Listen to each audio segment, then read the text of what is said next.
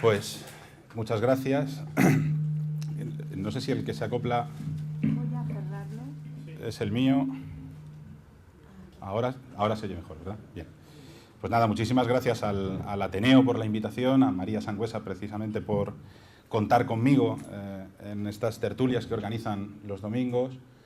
Gracias también, Manuel, por toda la logística técnica y bueno, por grabar también esta conferencia, que fue también idea suya, y podremos luego disfrutar de todo lo que yo pueda contar hoy aquí. Para mí siempre es un placer poder hablar de egiptología, de lo que me gusta, de lo que me apasiona, y más concretamente en este marco, en estas tertulias, bueno, yo he asistido a varias de ellas como oyente, y siempre me ha llamado la atención lo de pensamiento marginal. Claro, yo decía, ¿cómo encaja la egiptología en el pensamiento marginal cuando la egiptología es algo que gusta a todo el mundo o apasiona a todo el mundo? Claro, dentro de la egiptología luego sí hay determinadas cuestiones que, bueno, ahí se me encendió la bombillita porque realmente sí que han sido durante un tiempo una cuestión marginal dentro de la propia egiptología, y una de ellas es la astronomía, que es en la que yo estoy centrándome ahora para mis estudios de doctorado.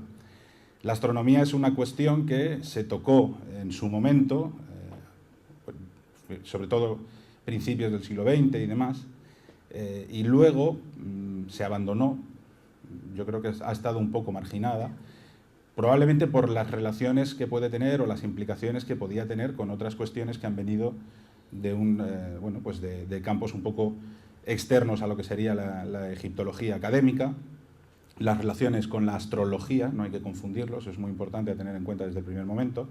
En el antiguo Egipto hablamos en todo momento de astronomía, por lo menos hasta el periodo tolemaico, hasta que no llegamos a la cuestión de influencia mesopotámica a través del mundo griego, no aparece el concepto de la astrología o de la influencia de los astros sobre los seres humanos en el antiguo Egipto. Y bueno, pues en esa línea pensé que podíamos hablar de astronomía. Sé que tengo poco tiempo, voy a intentar hablar todo lo que me gustaría contaros sin necesidad de ir corriendo, pero yo quería hacer en esta charla un repaso a varias cuestiones. La primera es centrar un poco el concepto de astronomía en el antiguo Egipto. ¿Qué entienden o qué sabemos, hasta dónde sabemos, qué podían entender los egipcios por el estudio de la astronomía? Luego hacer una especie de aproximación al cielo tal y como lo veían o lo entendían los antiguos egipcios, y terminar, sí, con el templo de Dendera, porque es el modelo más reciente. El templo es de época tolemaica, la decoración astronómica que sí tiene connotaciones astrológicas, es de época romana, y entonces ahí podríamos ver la influencia de todos esos elementos, que son los que más nos sonarán a nosotros, porque al fin y al cabo son los que han llegado hasta nuestros zodíacos, ¿no? El zodíaco que tenemos en Dendera. Bueno, pues partiendo desde ese punto, de ese planteamiento, lo primero que nos encontramos son dificultades. Dificultades técnicas a la hora de encontrar fuentes que abordar. No tenemos textos egipcios sobre astronomía. Esto que estáis viendo en la pantalla, por ejemplo, es un papiro médico. Tenemos tratados de medicina en el antiguo Egipto, sabemos cómo se enfrentaban a determinadas situaciones o complicaciones de salud. Tenemos tratados matemáticos, sabemos cómo resolvían determinados problemas, incluso en cuestiones arquitectónicas o de medición y demás, pero no tenemos ningún texto, no tenemos ningún papiro que nos hable de astronomía. Probablemente porque era un conocimiento bastante secreto, bastante relegado a la cuestión de los templos y a determinados sacerdotes, y no se ha conservado, por desgracia no se ha conservado. ¿Qué es entonces lo que podemos abordar o lo que podemos estudiar para conocer qué entendían los egipcios o hasta dónde llegaba su conocimiento sobre la astronomía? Pues principalmente lo que tenemos son tumbas de determinados periodos, con determinados techos astronómicos o determinadas decoraciones astronómicas. Esto que vemos, por ejemplo, es una sección del techo astronómico de la tumba de Senenmut, que se ha dicho, y es cierto, que es el techo astronómico más antiguo que se conoce en la humanidad. Sí es cierto que existe un modelo, un ejemplo más antiguo en Egipto, en dinastía 11, Senenmut es dinastía 18, pero es la tapa de un sarcófago. Es otra de las fuentes que encontramos para el estudio de la astronomía. Determinados sarcófagos en determinadas épocas que siguen teniendo en la tapa del ataúd representaciones astronómicas, o ya directamente los templos, como es el caso del templo de Dendera, que al final de la charla abordaremos en determinadas cuestiones, porque tiene dos partes en las cuales tenemos información o decoración astronómica. El pronaos, que es lo que estamos viendo en esta imagen, y luego hay una capilla en la parte superior, en la terraza solar del templo, donde encontramos el famoso zodíaco de Dendera. Bueno, entonces yo voy a abordar, aunque sea de forma rápida, la cuestión de la creación o la concepción del cosmos, del mundo, tal y como lo entendían los egipcios. Seguramente, si son aficionados a la egiptología, habrán oído hablar de las cosmogonías, las determinadas divinidades o demiurgos, dependiendo de la región o de la provincia, del nomo egipcio, donde se rinde el culto, siempre aparece un demiurgo u otro, pero generalmente todas siguen un mismo esquema o un mismo patrón de creación de los elementos que conforman el mundo. Entre estos demiurgos, el más importante es el dios Atum, es el que estamos viendo en esta imagen. Atum, según nos dicen los textos breves que podemos encontrar en determinados lugares de los que podemos rescatar determinada información de carácter cosmogónico, astronómico, entre comillas. Estoy hablando, por ejemplo, de los textos de las pirámides, los textos funerarios que aparecen al final del Reino Nuevo en algunas pirámides reales. Allí leemos textos como, por ejemplo, este que dice: yo nací en el Nun, antes que el cielo existiera, antes que la tierra existiera, antes de que todo lo que tuviera que ser hecho existiera, antes de que existiera el tumulto. Aquí empiezan a aparecer los conceptos de creación del universo. Lo primero es el Nun. Eso es un elemento que tenemos que tener siempre en cuenta. El Nun es el océano primigenio, las aguas caóticas de las que va a surgir toda la creación, el cielo, la tierra, todos los demás elementos del cosmos van a surgir, según el pensamiento egipcio, de ese gran océano primigenio que se llama Nun. El Nun es representado siempre como, bueno, de hecho su nombre jeroglífico es este, y el determinativo que podemos encontrar siempre nos hace alusión a una vastedad de agua, en un concepto plural, casi de infinito, que son triplicar ese signo jeroglífico. En los textos de las pirámides encontramos: yo soy el fluido corriente, yo he emergido de la creación de las aguas, yo soy una serpiente de colas numerosas, soy el escriba del libro del Dios.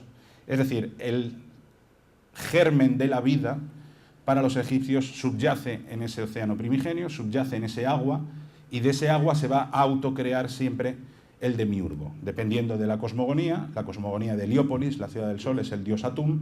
Vamos a ver rápidamente otras cosmogonías. Por ejemplo, en este texto jeroglífico que tenemos aquí, el papiro Leiden 350, contiene el mejor ejemplo de lo que es la cosmogonía tebana. En la cosmogonía tebana, el demiurgo es el dios principal de la ciudad de Tebas, que es Amón. Allí leemos, por ejemplo, pasajes como este: el demiurgo es aquel que se creó a sí mismo, cuya apariencia se desconoce, ningún dios se formó antes que él, no hubo ningún dios con él que pudiera describir su presencia. Por lo tanto, los propios egipcios están asumiendo que, aunque quisieran contarnos en un texto cómo era aquello, no podrían. Ni siquiera los dioses podrían contar cómo era aquello, porque directamente no existía ninguno de los dioses, hasta que no se crea el demiurgo a sí mismo.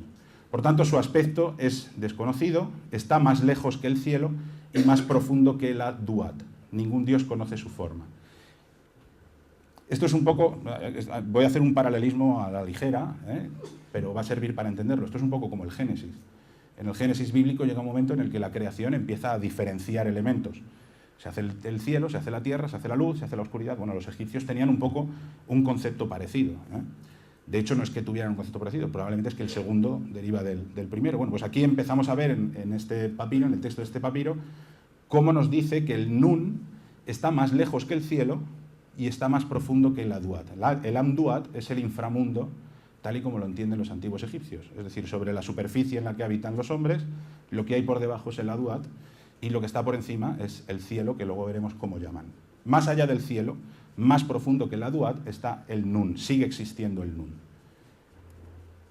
Tú te desarrollaste en Tatenen con el fin de crear a los originales a partir de tu forma. A partir de aquí ya empieza a darnos características de cómo fue ese primer momento y la aparición de ese primer dios. En este caso lo llama Tatenen. Tú empezaste el desarrollo a partir de la nada sin que el mundo estuviera vacío de ti en el Septepi. El Septepi es como llaman los egipcios al origen de todo. El punto en el cual nace la vida, surge la chispa, desde ese Nun, ese principio lo llaman Septepi. Y en este caso, según este papiro, quien desarrolla eso es la divinidad Ta-Tenen, que es esta que estamos viendo en la imagen. Otros papiros, otros textos, como el que encontramos en el Museo Británico, el 10.188, sigue dándonos información sobre esa creación del mundo. Dice, cuando yo fui formado, la existencia vino en existencia y entonces todas las cosas fueron formadas después de que yo viniera en existencia.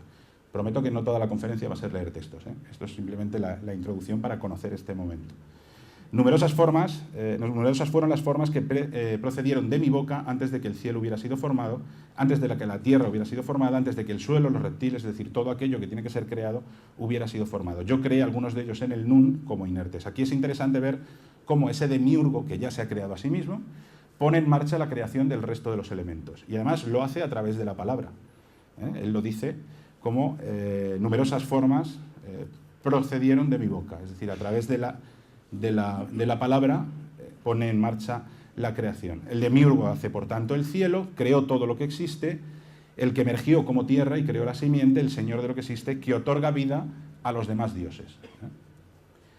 Yo soy el Nun, el que no tiene igual, yo vine a la existencia en la gran ocasión, yo soy el que empezó el Nun, y del caos salió de mí.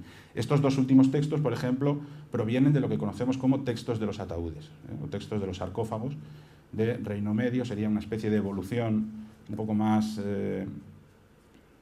se ha utilizado la palabra democratizada, a mí no me gusta, pero bueno, de lo que serían los textos de las pirámides. En cualquier caso, dentro del ámbito funerario y de la intención de ir a vivir a ese lugar eterno al que se va después de la muerte, hay una relación clara con este origen del universo como camino para conseguir esa otra vida eterna.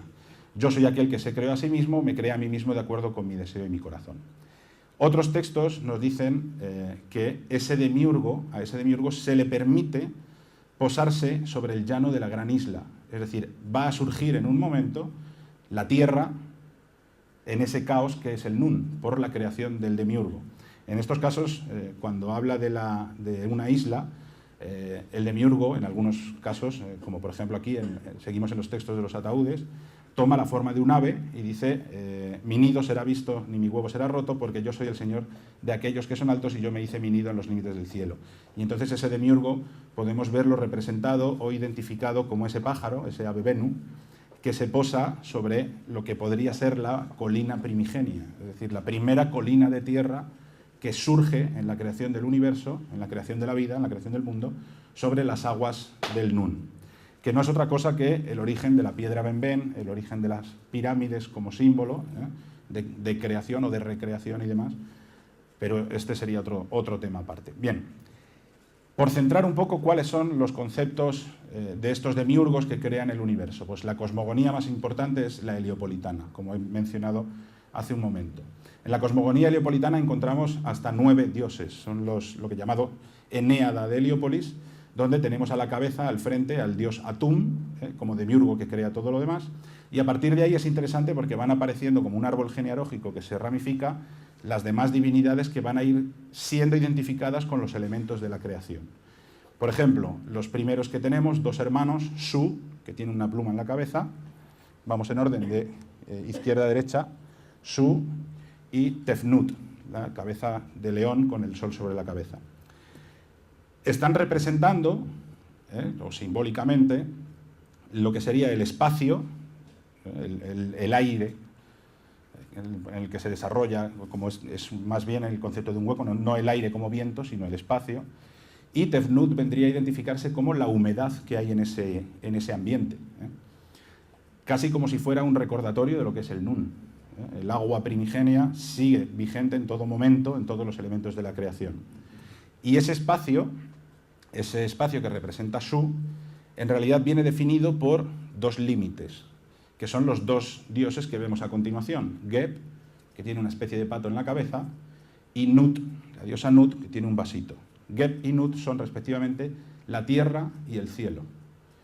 Entonces, Geb en una forma masculina, es una divinidad masculina, está representando el suelo, la tierra, y Nut, que luego lo veremos más adelante en otras representaciones, arqueada, sujetándose sobre sus brazos y sus piernas, conforma lo que sería la bóveda celeste. Entre Geb y Nut lo que tenemos es Shu y Tefnut.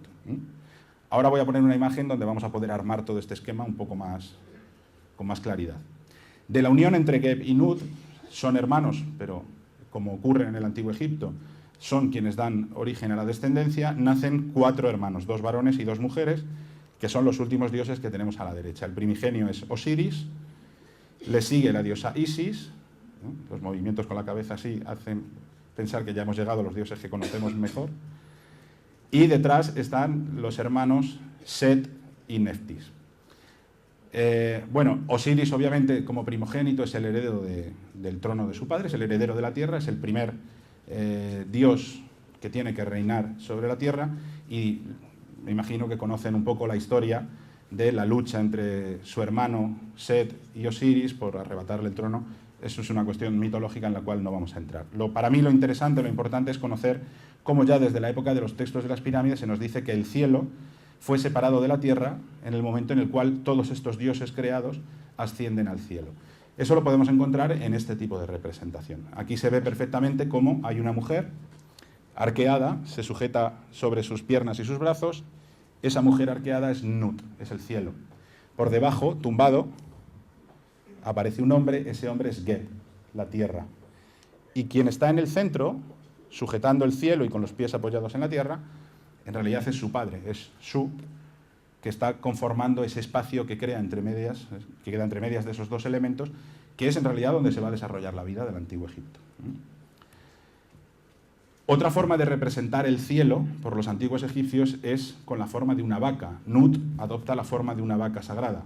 Eso lo vemos, por ejemplo, en el llamado libro de la vaca sagrada, lo encontramos, por ejemplo, en la tumba de Seti I, donde se nos cuenta cómo Ra, Atum-Ra, el sol, el demiurgo, le ordena a Nut que se eleve, que eleve su espalda para crear el cielo, y Nut empieza a elevarse y de la altura que alcanza empieza a marearse. Entonces Ra crea unos personajitos divinos que se llaman los Jehu, que tienen la misión de sujetar los tobillos de la vaca para que la vaca no se maree y se caiga y el cielo se caiga sobre la tierra. Eso lo vemos representado, como digo, en algunas tumbas donde vemos la vaca sagrada, vemos cómo el estómago de la vaca está representando el cielo, y estos 8 personajes, 2 por cada pata, están sujetando, sosteniendo las patas de la vaca para que el cielo no caiga. En el centro volvemos a ver a Shu sujetando el espacio que conforma el cielo.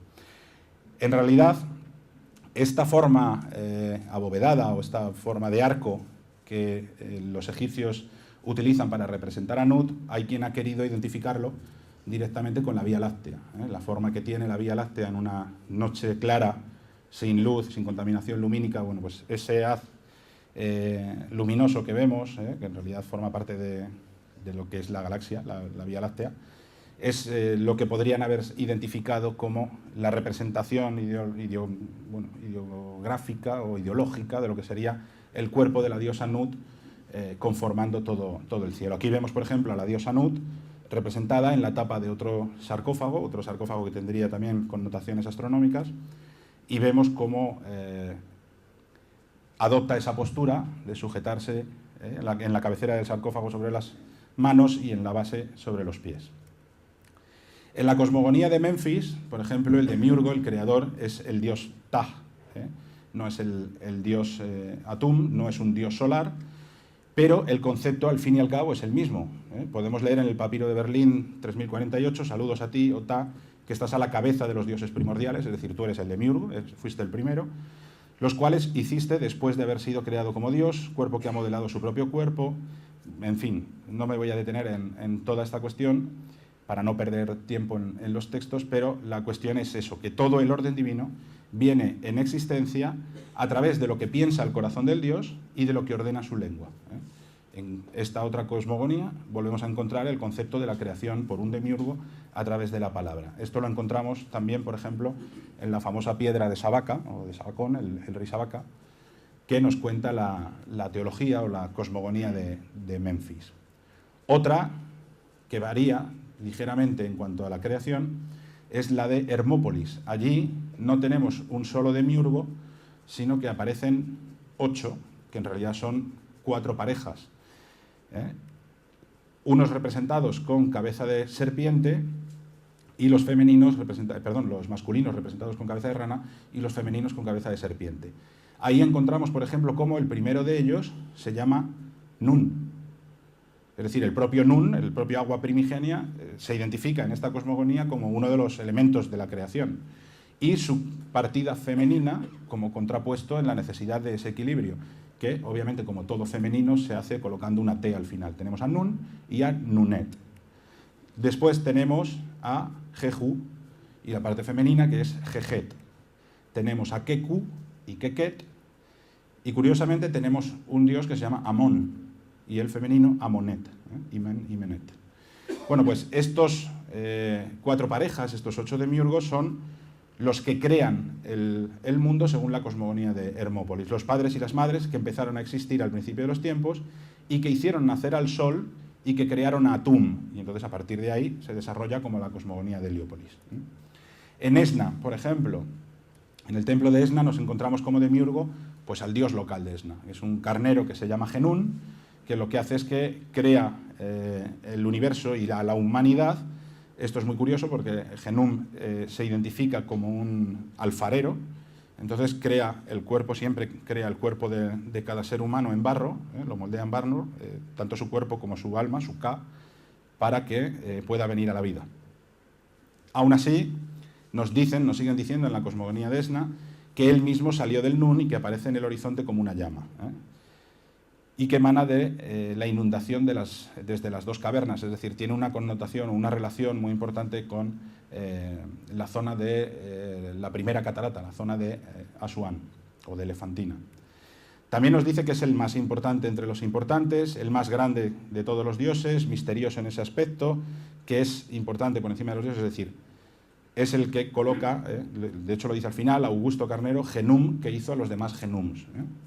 Y aquí veis, por ejemplo, esa representación en la cual Genum está moldeando el cuerpo de una persona, su doble, su Ka, y esperando a que una diosa le insufle vida con la mano, el Ang, que representa la vida. Bueno, esto es un poco el concepto que podemos encontrar en los papiros, en los textos de las pirámides, los textos de los sarcófagos, sobre cómo entendían los egipcios su propio cosmos o su propio universo. Es decir, no tenemos que pensar en esos esquemas o esos planteamientos que nosotros tenemos en la cabeza a la hora de crear nuestro mundo, con nuestro sistema solar, o ni siquiera el universo aristotélico de círculos concéntricos, porque los egipcios tenían el propio suyo, su propio concepto en la cabeza, que en ningún caso nos dejaron escrito, nos dejaron dibujado, nos dejaron esquematizado, salvo, yo creo que salvo algunas excepciones que se pueden contar con los dedos de una mano. Por ejemplo, la tapa de este sarcófago, que debería conservarse en el Metropolitan de Nueva York. Digo debería porque luego no se ha vuelto a encontrar, o yo no conozco ninguna fotografía reciente de este ataúd. Lo interesante es la representación que vemos, en el dibujo se ve mejor, aparece Nut, aparece el cielo, siempre vamos a ver a la diosa Nut, eso lo vamos a ver más adelante, comiéndose el sol y luego dando a luz al sol, porque es el ciclo que hace el sol por el cielo, se mueve por el cuerpo de la diosa. Pero lo interesante es este círculo que tenemos en el centro, porque ese círculo sí nos está mostrando cómo entendían los egipcios el cosmos. Lo que tenemos en el centro, en torno a estas 2 líneas, en realidad es un listado de provincias de Egipto. Estamos hablando de la Tierra Negra, estamos hablando de lo que los egipcios consideraban que era Egipto, lo que llamaban Kemet. Y alrededor, cuando empezamos en el siguiente círculo, estos óvalos, lo que tienen escrito dentro en el jeroglífico es tierras extranjeras, tierras extranjeras, tierras extranjeras. Es decir, todo lo que hay alrededor de Egipto ya no es Egipto, ya es tierra extranjera. Hasta los límites conocidos de la tierra, que están representados como puntos cardinales con estas 2 figuras que vemos aquí. Y claro, más allá de eso, tenemos otro fragmento en el que se puede intuir un poco una parte de otro esquema muy parecido, tener el círculo central que es Egipto, provincias y luego tierras extranjeras. Bueno, pues eso lo que nos hace pensar es cómo los egipcios tenían el concepto casi tridimensional del universo dentro de una especie de burbuja que se había creado en el Nun, que es la inmensidad de agua, gracias a la aparición de esas divinidades que van conformando los distintos elementos que generan el espacio. El espacio de esa burbuja, el cielo que lo cierra por arriba, la tierra y lo que hay por debajo, la Duat. Esta es, por ejemplo, otra representación procedente de un papiro donde se intuyen algunos de esos elementos, teniendo en cuenta siempre que los egipcios las representaciones nunca las hacen de forma tridimensional, mezclan lo que sería una vista cenital con una vista en alzado. Esto lo vemos aquí, por ejemplo. Vemos cómo se está representando dentro de ese primer círculo que sería la tierra de Egipto, el recorrido del sol, desde el horizonte, y aquí vemos este símbolo jeroglífico que representa el horizonte y el sol saliendo, y en realidad está conformando ese ciclo o ese camino sobre las tierras cultivables. Por eso vemos a ambos lados personas con esas azadas que están cultivando la tierra. Pero fijaros cómo a ambos lados, con símbolos de puntos cardinales, lo que encontramos es que vuelve a haber agua divina que encierra o que engloba toda esa creación o todo ese cosmos. Este otro papiro, estas dos otras representaciones, vuelven a mostrarnos un poco el mismo concepto. Lo que tenemos, ese hombre que tenemos debajo, levantando las manos y sujetando una barca solar, porque en la barca viaja ese escarabajo, es Khepri, es una representación del sol, de hecho el sol aparece encima de Khepri, no es otro que Nun, es la personificación del océano primordial. Nun, que vuelve a tener aquí su nombre escrito y que está identificado, todas estas líneas quebradas en realidad lo que están representando es el Nun, el océano primigenio. Y dentro de ese Nun se crea ese hueco, se crea ese espacio para la creación, en el cual aparece el demiurgo, que es el Sol, Atum, Ra, como creador. Yo creo que se entiende un poco mejor en este esquema. Este es mío, personal. O por lo menos así es como lo he entendido yo. Lo mismo un egipcio antiguo lo vería y me daría pal pelo por dibujarlo así, pero yo lo entiendo de esta manera. Obviamente tenemos el Nilo, que discurre de norte a sur, lo que llaman Tierra Negra, Kemet. Más allá, el primer círculo vendría a ser la Tierra Roja, las tierras extranjeras, lo que llaman Deseret, y luego todo lo que ya no tiene nada que ver ni siquiera con sus fronteras, todos los países extranjeros. Hasta que llegarían a un punto donde para ellos esa existencia choca directamente con los 4 pilares que sujetan el cielo. Y el cielo se entiende como una especie de bóveda que es Nut, la diosa Nut, por la que viaja el sol, que es Ra. Claro, todo lo que es la tierra es el dios Geb. Y todo lo que hay por debajo, que es oscuridad, es el inframundo, es el recorrido que tiene que recorrer el sol cuando muere cada noche para renacer al día siguiente, es la Duat. Más allá de todo ese espacio, más allá de toda esta burbuja, lo que encontraríamos, todo este espacio es agua, es el Nun, es el océano primigenio. Y eso es lo que encontramos en cualquier templo egipcio que visitemos. Una representación simbólica de lo que es el cosmos. Da igual que sea de Voz, en Madrid, o que nos vayamos a Dendera, siempre vamos a encontrar representados esos elementos de la creación del universo. Por ejemplo, esto es una vista aérea del templo de Karnak. Lo primero que encontramos es ese perímetro que cierra el espacio del templo. Eso es la representación del universo.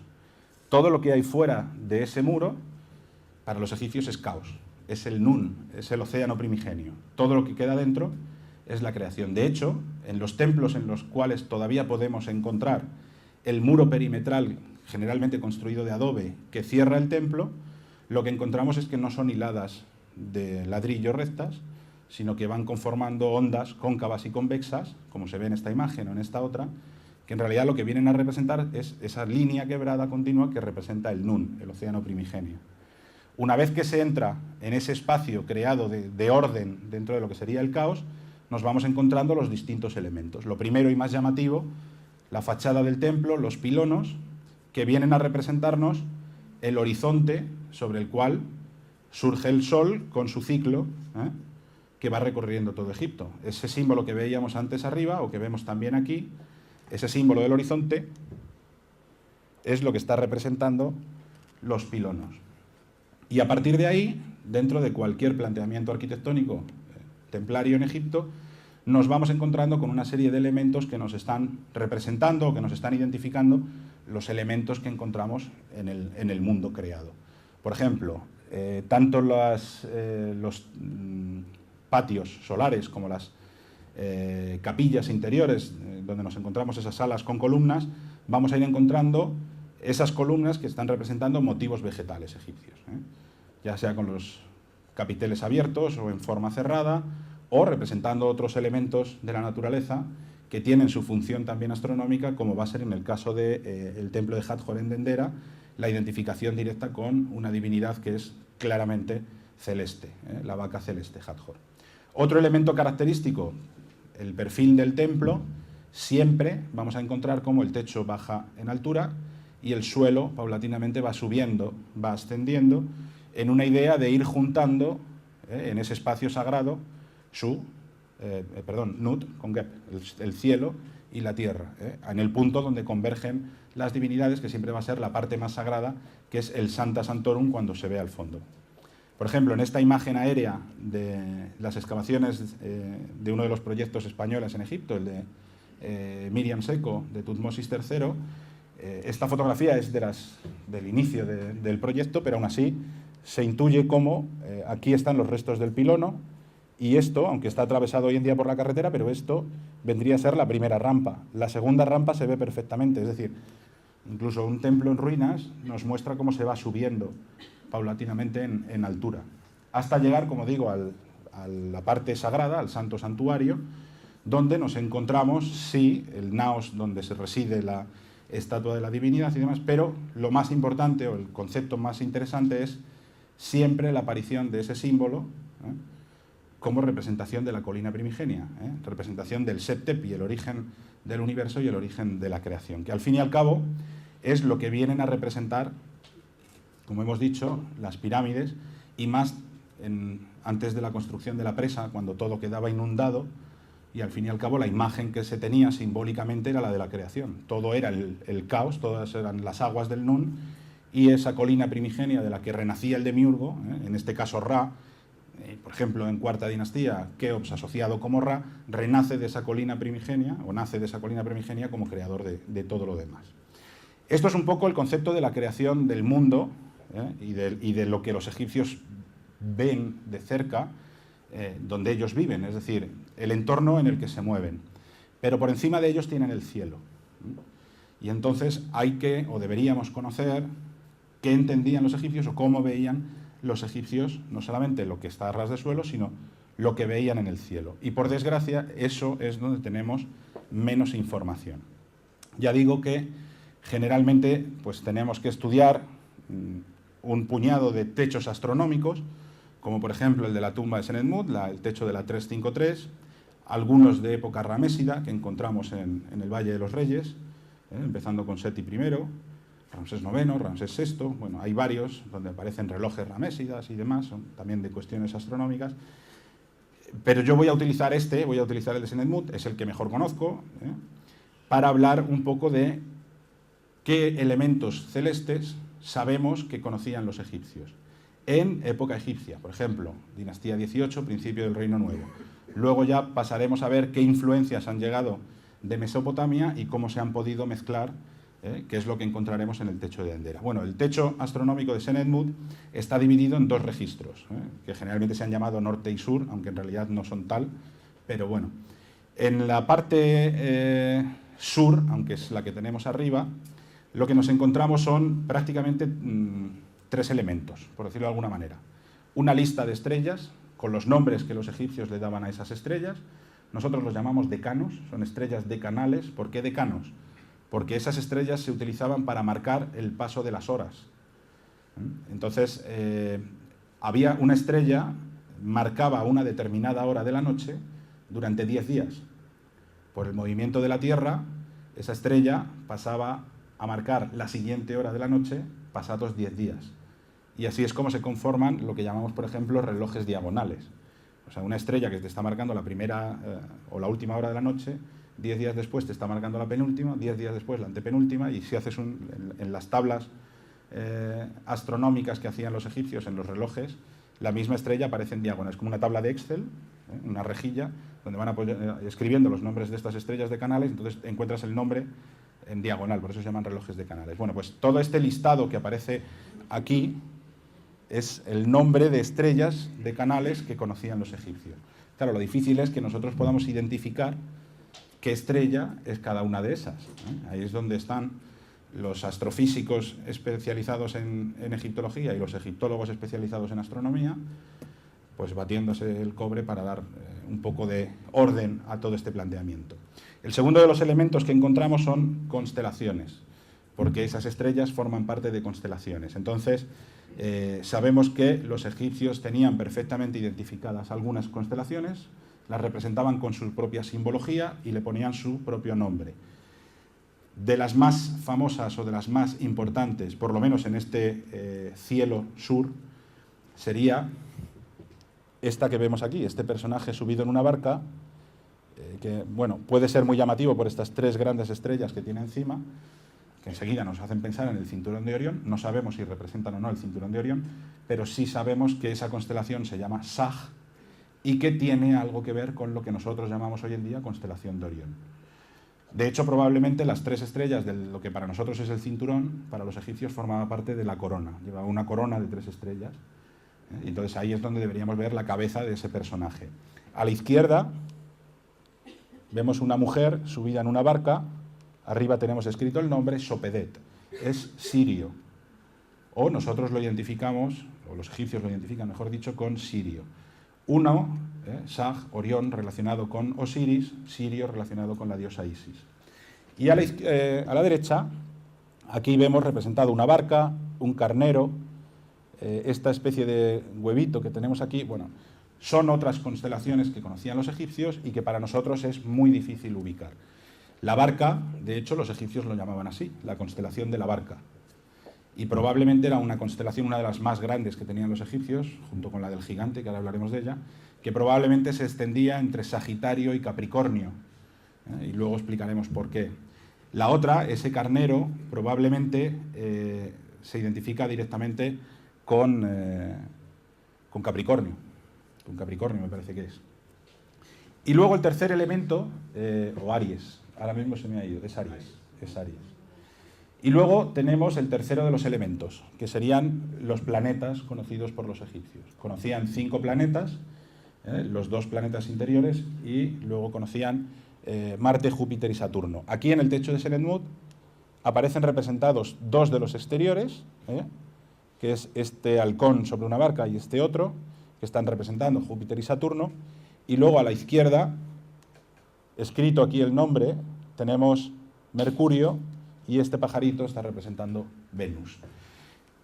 Uno de los elementos llamativos del techo de Senetmut es que no aparece Marte, y ha dado pie a varias discusiones, donde hay distintas teorías y distintos planteamientos, pero en cualquier caso sí conocían la existencia de Marte, por supuesto, lo llamaban Horus el Rojo, y conocían el movimiento retrógrado que tiene Marte, que es muy significativo, y que puede ser uno de los motivos por los que no aparezca en este techo.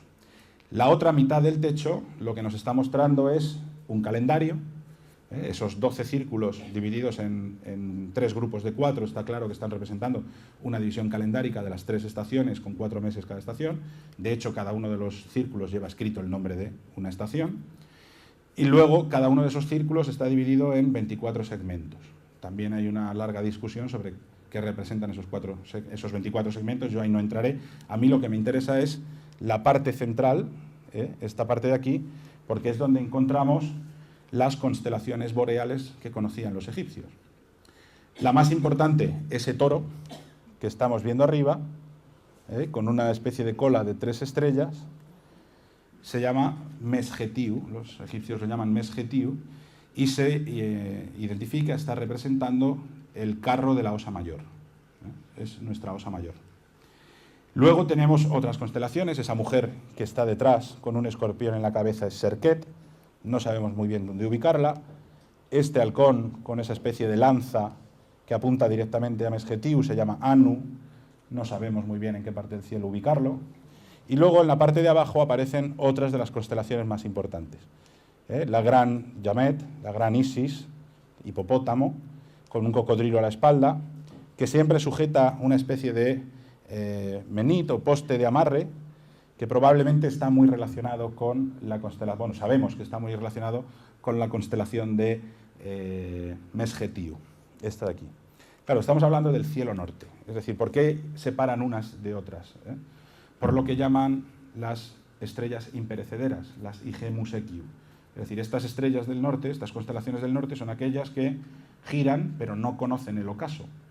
Es decir, no tienen ocaso en el horizonte, siempre son visibles en el cielo, y por tanto para los egipcios tienen una connotación diferente de las otras estrellas que sí tienen no solamente un orto, un ocaso y un orto durante un momento de la noche, sino que incluso tienen un periodo de conjunción durante el cual no son visibles de noche.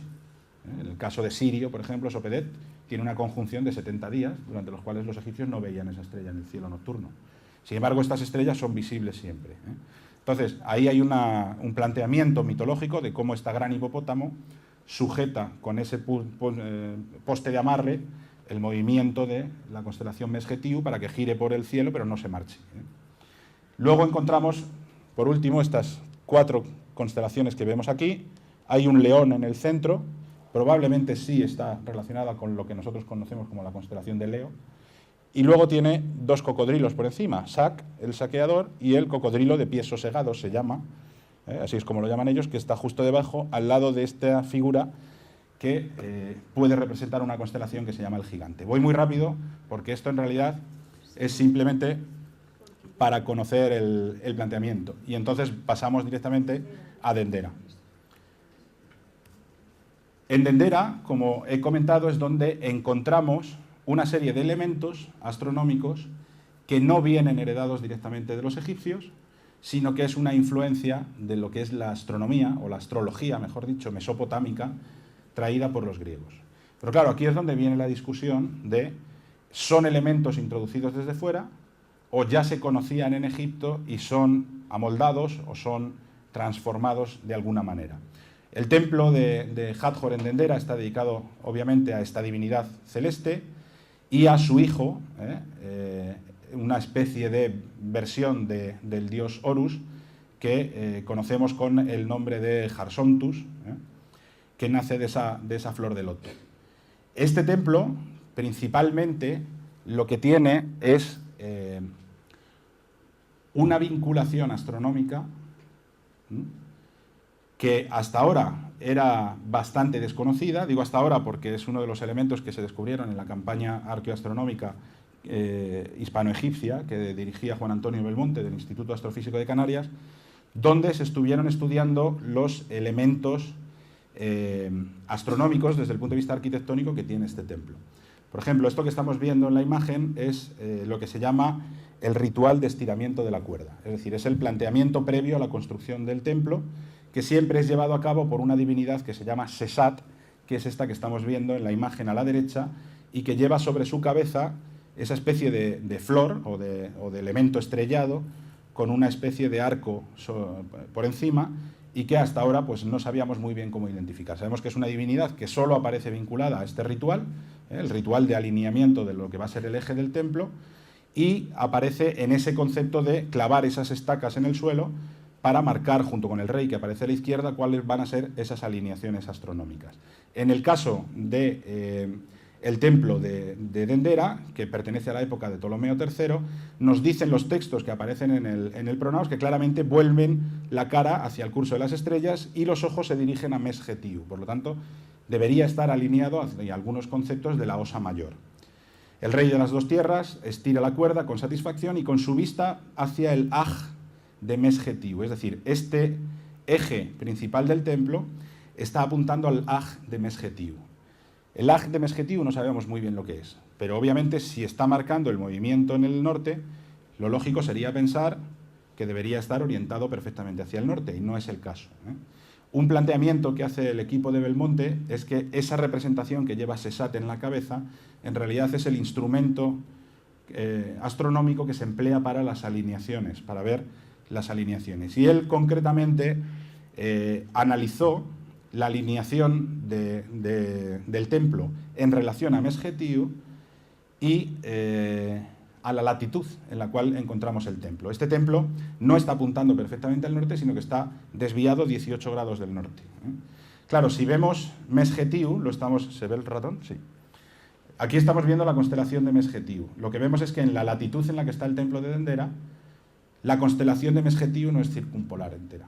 Es decir, la última de las estrellas, aquí vemos la constelación, la última de las estrellas, conoce el ocaso. Pero si según va pasando la noche, vamos moviendo las estrellas, en el momento en el que esa estrella conoce su orto por el horizonte, nace justo a 18 grados. Es decir, eso es el Aj de Mesgetiu, la última de las estrellas de la cola del carro de la Osa Mayor. Y el templo está alineado directamente hacia esa estrella. Esa es una de las connotaciones astronómicas que encontramos en el templo. Luego dentro lo que nos encontramos es en el techo del pronaos, en estas decoraciones astronómicas tan profusas, que además han sido restauradas y que conservan perfectamente esos colores azules, lo que nos encontramos es prácticamente una vinculación calendárica a través de una especie de zodíaco hacia los hechos astronómicos que ocurrieron durante la construcción de este templo. Por ejemplo, nos dan información sobre la luna. Aquí vemos esa pequeña escalera por la que van ascendiendo 14 dioses hasta llegar a ese disco con el ojo en el interior. En realidad lo que nos están marcando son las fases de la luna. Y en este pronaos nos encontramos, por ejemplo, un eclipse lunar. Y en el zodíaco que encontramos en el interior encontramos también un eclipse solar. Y luego tenemos todo ese plantel a ambos lados del pronaos en el cual nos vamos encontrando todos los elementos astronómicos, tanto egipcios como heredados. Por ejemplo, la diosa Nut.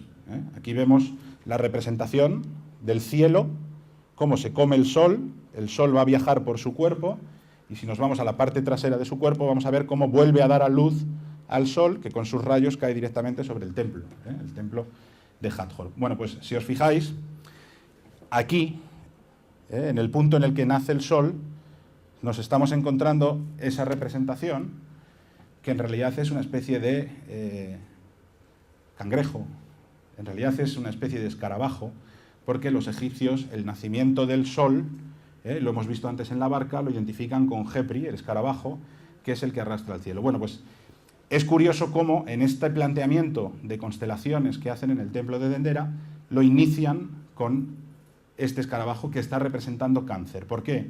Porque en la época en la que está construido el templo, el cenit del sol en el solsticio de verano está entre Cáncer y Géminis. Por lo tanto, en la división que hacen de esas constelaciones zodiacales entre una parte y la otra del cielo que representan en el techo, están a la vez diferenciando las dos mitades del calendario. A partir de ahí, ¿qué nos vamos a ir encontrando? Constelaciones tanto egipcias como adoptadas por los egipcios. Obviamente, si esto se está produciendo entre Cáncer y Géminis, lo lógico sería que lo siguiente que apareciera sería Géminis. Pero ellos anteponen dos constelaciones. Volvemos a ver ese hombre subido en la barca, Sag, Orión, y en este caso Isis representado como una vaca, Sirio, que ellos llaman Sopedet, y en medio esto que luego veremos que puede ser Canopo. Tanto Sirio como Sag, Orión, los pongo en color rojo porque sabemos que son constelaciones que los egipcios ya conocían. Obviamente, si tenemos el Sol entre Cáncer y Géminis, lo siguiente que va a aparecer en el techo es Géminis, esos dos hermanos. Pero claro, en este caso lo pongo en verde porque no es una constelación que conocieran los egipcios de antes. Es una constelación zodiacal y por tanto heredada de Mesopotamia. ¿Cómo lo representan los egipcios? Simbólicamente con algo que a ellos en su cabeza le está representando dos hermanos. Por eso utilizan Asu y Tefnut, esos dos primeros dioses de la cosmogonía heliopolitana, que en realidad son hermanos hijos de Atún, que son los que veíamos con la pluma en la cabeza y la leona con el sol. A continuación encontramos la constelación de Tauro, que es una de las más complejas para abordar. Yo aquí la he puesto en verde porque hemos de suponer que la constelación de Tauro no la conocían los egipcios en época anterior a la época tolemaica, pero yo tengo mis dudas. Yo creo que algo o alguna vinculación o alguna relación sí conocían entre la vaca o el toro como entidad celeste sagrada y esta constelación. Luego nos encontramos con Aries y a continuación vemos ese sol, bueno, ese círculo, mejor dicho, no es un sol, es la luna, con una divinidad dentro y un cerdito. El cerdito en realidad está identificando un eclipse. los egipcios veían cómo las cerdas en ocasiones, si no pueden cuidar de las crías, se las comen. Entonces ellos entendían que el sol cuando desaparecía, o la luna cuando desaparecía en el cielo, es porque se lo había comido el propio cielo, se había comido, era como una cerda que se comía el sol, y entonces tenían que sacudirla para que lo vomitara. Por eso aquí vemos una divinidad sacudiendo el cerdito para que devuelva la luna, ¿eh? Pero al lado lo que encontramos es la constelación de Piscis, con esa especie de estanque en el centro que probablemente está representando el cuadrado de Pegaso. Avanzamos y lo que nos encontramos es Acuario, de nuevo una constelación adoptada y que los egipcios identifican con otra de sus divinidades, la divinidad que se llama Hapi, que es el Nilo. Claro, si tenemos un símbolo que relaciona una constelación que nos habla de agua, obviamente ellos lo van a identificar con su propia imaginería, ¿no? Con esa divinidad que representa el Nilo. Si nos vamos a la otra mitad del techo, donde vamos a ver la otra mitad de las constelaciones zodiacales, lo que vemos junto a la nuevamente representación de Nut es Capricornio, no Aries, Capricornio, y probablemente Capricornio es la que está relacionada con ese Seret, o que es como ellos llamaban a la constelación del carnero. Antes hemos dicho Aries, pero no, es Capricornio, y ahora vais a ver por qué. Seguido de Capricornio, lo que nos encontramos es Sagitario. Pero fijaros además una cosa, volvemos a empezar la segunda mitad de este zodíaco del Pronaos de Dendera con esta constelación, porque el cenit del Sol en el solsticio de invierno, es decir, en el punto más bajo, se produce entre Capricornio y Sagitario. Por eso los egipcios, en este caso, representan la segunda mitad partiendo con Capricornio. Y la siguiente constelación que encontramos, por tanto, es Sagitario. Pero fijaros que lleva Sagitario debajo de las patas. Una barca. Probablemente esa barca está haciendo alusión a, esa que he marcado en rojo, a la constelación egipcia de la barca. Es decir, lo que los egipcios llaman el carnero y la barca probablemente está relacionado con lo que los mesopotámicos llaman Capricornio y Sagitario, y debemos identificarla en la misma parte del cielo. Por eso, en los techos astronómicos que encontramos, por ejemplo, en la terraza de Dendera, o en el Pronaos, como hemos visto, o en el sarcófago de Atribis, siempre debajo de Capricornio, de Sagitario, siempre aparece la barca, que probablemente está relacionado con la constelación de la barca egipcia. Seguimos y encontramos Escorpio, más adelante Libra, luego vemos esa mujer que sostiene una espiga, que es Virgo, y finalmente llegamos a Leo, que nuevamente la marco en rojo, porque probablemente este Leo se corresponde con el león que veíamos en los techos astronómicos del Reino Antiguo. Además es significativo cómo aquí el león está apoyado en una serpiente, sin olvidar que en los techos astronómicos más antiguos el león se apoya sobre ese cocodrilo de pies sosegados, que algunos astrónomos como Belmonte o algunos egiptólogos como José Lull identifican con la constelación de Hidra, que no deja de ser un reptil y que está debajo, a lo largo de la constelación de Leo. Esto es el zodíaco que encontramos en el Pronaos. Si subimos, y ya termino con esta parte de arriba, si subimos a esta sala y entramos en su interior, lo que encontramos es el zodíaco circular, el famoso zodíaco de Dendera, en el cual lo que encontramos es lo mismo, las mismas representaciones que vemos en el Pronaos, pero aquí sí están intentando conformar ese círculo, que vendría a ser un espejo de los círculos que hemos visto antes, de cómo se imagina en el cosmos, trasladado al cielo. Y además trasladado al cielo en un momento concreto, que es el de la decoración de este templo, que aunque es de época tolemaica, la decoración es de época romana. Entonces, en ese círculo, hoy en día está en el Museo del Louvre, pongo el dibujo para que lo podamos ver más claro, lo que encontramos es nuevamente los dos puntos cardinales, ahí, y a partir de ahí encontramos esas cuatro figuras que están representando los cuatro pilares que sujetan el cielo, que se llaman la que lleva, la que eleva y la que está de pie. Y junto a ellas aparecen nuevamente esos 8 personajes que están sosteniendo o ayudando a sostener el cielo, que son los Jehu, que veíamos antes sujetando las patas de la vaca. Y luego todo un texto alrededor. Bien, nosotros nos vamos a la parte central del zodíaco, que es la que nos interesa. Y ahí lo primero que encontramos son todas estas figuras que están conformando este círculo alrededor. Si las contamos, contaremos 34, y nos damos cuenta que son las estrellas de canales que conocían los egipcios, los decanos, los que utilizan para marcar el paso de las horas. De hecho, encontramos muchas de ellas, vamos, prácticamente todas ellas, son las mismas que encontramos en los techos ramésidas. Y luego, dentro de ese círculo, que aquí está marcado en rosita, lo que encontramos ya aquí dentro, este totum revolutum de figuras, vienen a mostrarnos las constelaciones, divididas, obviamente, por el mismo orden en el que hemos encontrado fuera. Por ejemplo, tenemos Escorpio, Sagitario y Capricornio. En una imagen aquí lo vemos, como se ve, el Escorpión, de nuevo Sagitario con la barca debajo y Capricornio.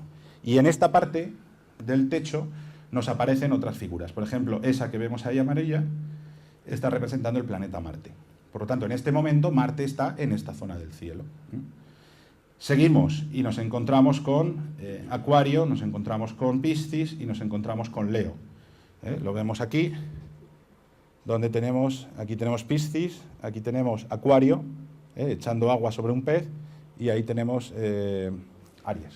Es el que, diferente al que veíamos fuera, antes lo veíamos como un eclipse lunar, que probablemente es el eclipse de luna que se produjo el 25 de septiembre del año 52 a.C.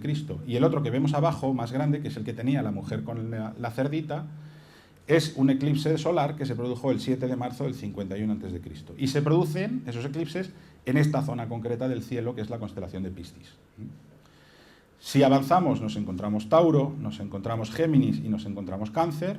Se ve perfectamente la imagen del zodíaco, donde además se nos mezcla con otro planeta, en este caso Júpiter, y también con las constelaciones de Sag, Orión. Detrás tenemos Sirio, Sopedet, esa vaca. De Sag, Orión, si os fijáis, aquí hay un pajarito. Claro, si nosotros nos vamos a nuestra constelación de Orión, lo que tenemos a la izquierda es lo que llamamos Columba, y detrás lo que conocemos como Canopo. Es decir, hay nombres que podemos ir relacionando y que nos pueden ir marcando y dibujando el cielo tal y como lo conocemos hoy en día. Por último, encontraríamos Leo, encontraríamos Virgo y encontraríamos Libra en las representaciones del techo. Aquí tenemos Leo, aquí tenemos Virgo sujetando la espiga y la balanza con ese disco encima, donde nos encontramos también el planeta Mercurio y, entre medias, el planeta Saturno. Es muy curioso porque encima del león, aquí veis que aparece una figurita pequeñita, tumbada, en realidad es un rey, se ve la corona, sentado en un trono. Claro, la estrella prominente del lomo del león es la estrella Régulo. Y es curioso que aquí aparece representado como un rey pequeñito. Y ese pájaro que aparece detrás de la constelación de Leo es lo que nosotros conocemos como Corvus, el cuervo. En cualquier caso, vemos cómo volvemos a tener representadas todas las constelaciones. Y además, si planteamos un centro de ese círculo, vemos como el punto más cercano que vemos a ese centro es Cáncer, y el más alejado se produce entre Capricornio y Sagitario, que es lo mismo que veíamos en el techo fuera, lo cual nos está marcando el ciclo solar en esta fecha concreta en el zodíaco de Dendera. Claro, la cuestión, como digo, el planteamiento y la duda es de qué manera podemos empezar a discernir qué elementos son propiamente egipcios y cuáles son heredados de influencia mesopotámica en este planteamiento. Luego nos vamos al centro y ahí no cabe duda. En el centro lo que nos encontramos son las constelaciones boreales, las constelaciones circumpolares que hemos visto de los egipcios. Esa gran Isis, esa pata de toro, que es Mesgetiu, y esa Zada que hay en el centro, que probablemente tiene algo que ver también con la Osa menor, que es lo que se llama en los textos de las pirámides la zuela de Upuaut, la zuela de hierro, que es la que se utiliza en el ritual de apertura de la boca. En cualquier caso, vemos como hay una serie de constelaciones que sabemos que son propiamente egipcias. Tenemos un vacío astronómico bastante importante como para llegar a conocer en profundidad, o como nos gustaría, el resto del conocimiento del cielo egipcio, y tenemos que empezar a buscar las informaciones por paralelismos en aquello que encontramos ya en época grecorromana de influencia mesopotámica, porque ahí es donde vamos a poder empezar a discernir qué elementos han heredado y cuáles realmente a lo mejor no son tan heredados, sino que son una evolución de lo que ya conocían los egipcios. Y eso lo tenemos muy bien demostrado en Dendera. Creo que me he pasado como unos 8 minutos. Vale. Para que nos dé tiempo a las preguntas o dudas que pueda haber, responderlas.